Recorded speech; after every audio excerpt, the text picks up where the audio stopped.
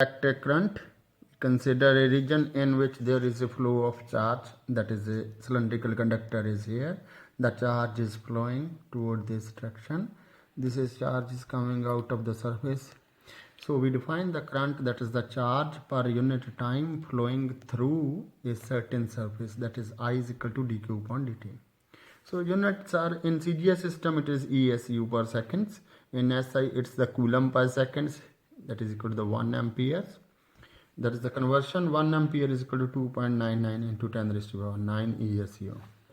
Now the current density, let n be the number density, then density, that is the charge per unit volume, that is if the charge is delta n in a small region, per unit volume V is the volume, and the velocity of each charge, let this charge is flowing with velocity u. Then we see that the area vector is, if it is perpendicular to this, then area vector is along this direction. If we change the direction of the area, then perpendicular to the surface, the area vector is along this direction, so that is making an angle with the horizontal axis, that is theta angle is there. So the area vector has component a cos theta here.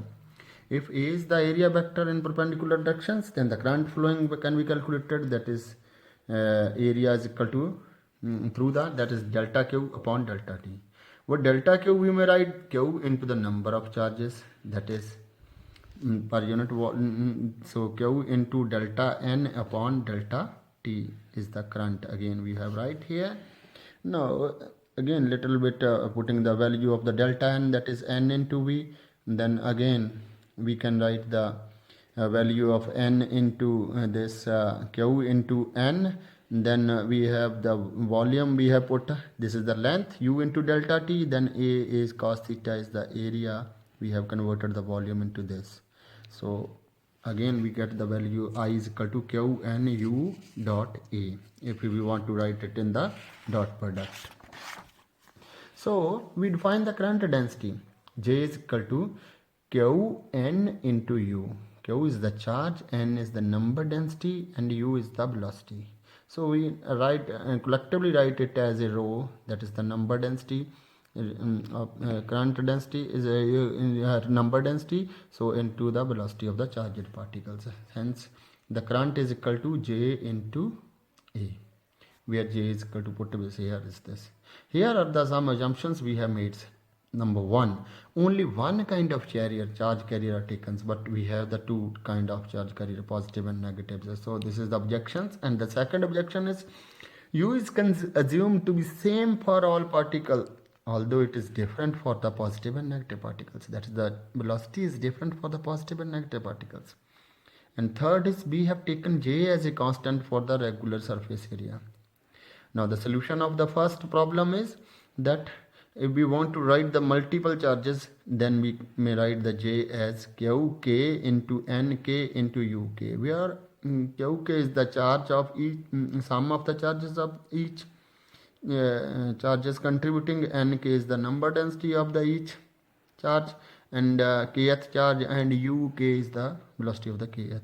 Here we assume that the velocity of the positive ion is equal to the velocity of the negative ions. And the second solution problem to the second solution is the velocity of the all charges are not same. So we may write the average velocity. So here we have write down the average velocity can be calculated as this. So here this is the average velocity, and the formula is this. So we put this formula instead of UK, we write here the average velocity. And the solution for the third problem is, for arbitrary surface area we have arbitrary J.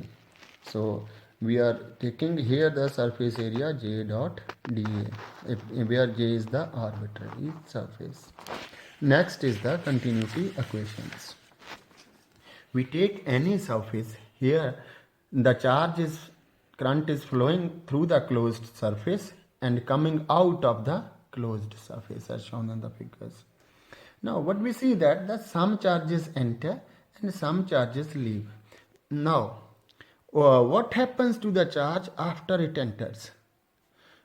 Piles up inside or leave the surface? This was the problems. We want to see that whether it is pile up inside this or leave the surface. Let us see.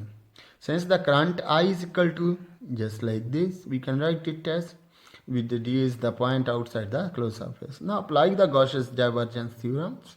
Then we found that that is J dot A surface integrals for the closed, that is the volume integral into the divergence of J. Then this J dot A can be written as minus curly Q upon curly T. So again Q can be written as rho dV volume integrals. So again what we get is we cancels the volume integral on both sides and dV on both sides. What we get is del dot J plus curly rho upon curly T is equal to 0. This is known as the continuity equations. So what it tells us now, question arises, the charges remain conserved in the presence of the current. Number 2, no accumulation of charge inside the surface because the steady current curly rho upon curly T is equal to 0. This implies that delta dot J is equal to 0. Thank you.